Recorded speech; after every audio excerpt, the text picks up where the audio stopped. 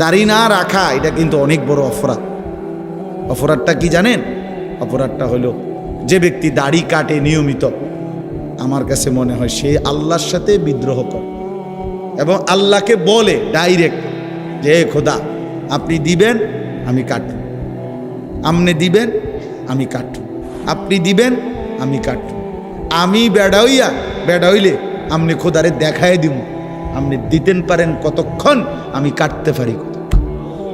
তো আল্লাহও যেন বলে বান্দা কাটতে থাকো, আসতে থাকো, কাটতে কাটতে একদিন তো আমার কবরে আইবা, তো তখন প্রথম রাতে প্রথম ঘন্টায় টাঙ্গাইয়া যখন ফিটমু তখন বুঝবা, মাতবরি ছুটাই দেবো তোমার প্রথম ঘন্টাতে দেব, কবরের প্রথম ঘন্টা।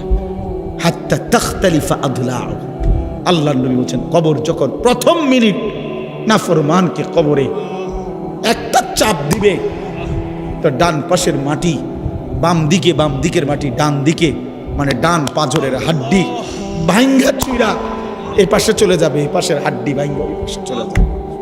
1 মিনিটে নাফরমান সোজা চুরচুর হয়ে যায়। অহংকার করো না, মাতবরি দেখাইও না, সবাইরে বললাম কেউ বড়াই করেন না। যে নারী বেপর্দা তারে বইলেন তোমার এই রূপ যৌবন পোকা মাকড়ের ঘরে চলে যাবে, কবরে। অসংখ্য সুন্দরী নারী এই পৃথিবীতে কবরের খোরাক, মাটির খোরাক হয়েছে। আল্লাহ তাআলা আমাদের সবাইকে তৌফিক দান করেন। হিম্মত করলাম তো ইনশাআল্লাহ, 5 ওয়াক্ত নামাজ পড়বো তো ইনশাআল্লাহ। আল্লাহ তৌফিক দান করেন।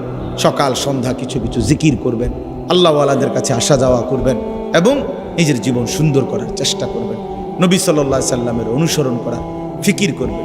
আল্লাহ তাআলা আমাদের সবাইকে তৌফিক দেন, কবুল